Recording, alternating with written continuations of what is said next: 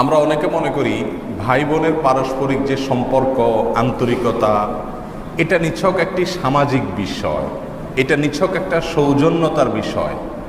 আসলে কিন্তু ব্যাপারটা সেরকম না। ভাইয়ের সাথে ভাইয়ের, ভাইয়ের সাথে বোনের, বোনের সাথে ভাইয়ের বা বোনের সাথে বোনের, এই যে পারস্পরিক একটা সুসম্পর্ক রাখতে হয় বা আমরা রেখে থাকি অনেকে, এ বিষয়টি নিছক কোনো সামাজিক বিষয় না, এটা নিছক কোনো সৌজন্যতার বিষয় না। এটা হলো আল্লাহ সুবহানাহু ওয়া তাআলার পক্ষ থেকে আরোপিত ইবাদত। এটা হলো ফরজ। এটাকে ফরজ এবং ইবাদত হিসাবে আমরা কয়জনে করি বা জানি, অথচ আত্মীয়তার বন্ধন রক্ষা করা ফরজ। আর আত্মীয়তার বন্ধনের ভেতরে সর্বপ্রথম চলে আসে বাবা এবং মা, সন্তান